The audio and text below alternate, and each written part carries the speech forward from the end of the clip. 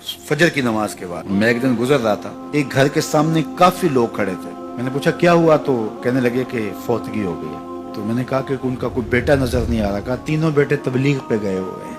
मैंने कहा अच्छा, माँ की फिर अचानक तबीयत खराब हुई होगी, कोई हार्ट का मसला बन गया।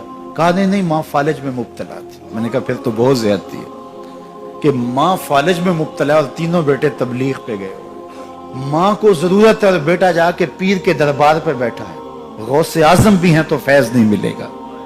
पहला मुर्शिद माँ है।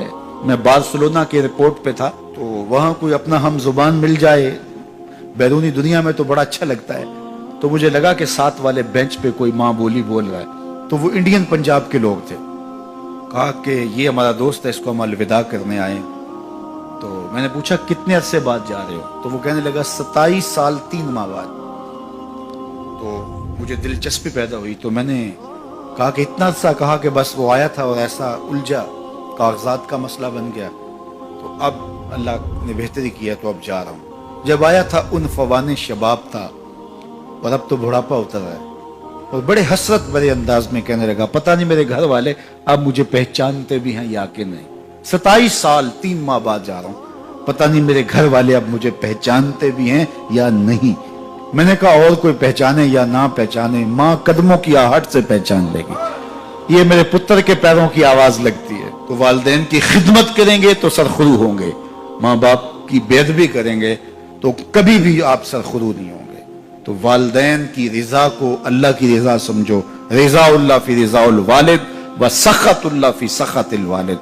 वालिदैन की रिजा में अल्लाह की रिजा छुपी है और वालिदैन की नाराजगी में अल्लाह की नाराजगी छुपी है।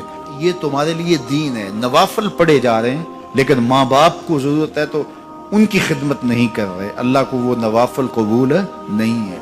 माँ के कदम दबाओ, बाप के पांव चूमो, तो तुम्हारे नवाफिलों से बेहतर तुम्हें जब वो दुआ देंगे, अल्लाह अपनी रहमतें तुम्हारे ऊपर नाज़िल कर देगा। तो उनकी खिदमत करो। एक शख्स जहाद का इज़्न लेने के लिए हुजूर की खिदमत में आया, हुजूर मैं जिहाद पे जाना चाहता हूँ। कितनी बड़ी बात है, छठा रुकन है इस्लाम का। लेकिन आका करीम क्या बोलते हैं, अहय्युन वालिदा का, क्या तेरे वालिदैन जिंदा हैं? काला नाम, का जी हुजूर जिंदा है। काला फफी है मा फजाहिद, कहा जा उनकी खिदमत कर, यही तेरा जिहाद है।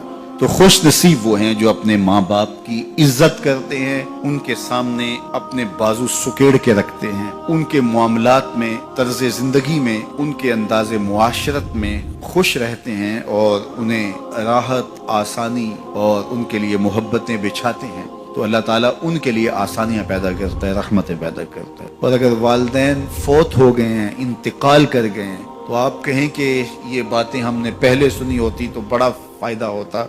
अब तो वालिदैन इस दुनिया से जा चुके हैं, तो अब हम उनकी खिदमत कैसे कर सकते हैं? उनके लिए दुआ करें, उनकी रूह भी आपसे राजी हो जाए। उनके लिए जुम्मतुल मुबारक के दिन सूरा यासीन पढ़े जाके उनकी कब्र पे, तो उनकी भी मग़फ़िरत हो जाएगी, आपकी भी मग़फ़िरत हो जाएगी।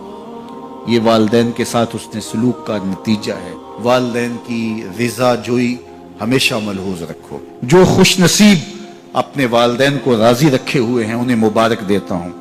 और अगर बदकिस्मती से मेरे सुनने वालों, दोस्तों में, पीर भाइयों में, मिलने वालों में किसी के माँ बाप नाराज हैं, तो वो देर न करे, बहुत जल्द उनको राजी कर ले।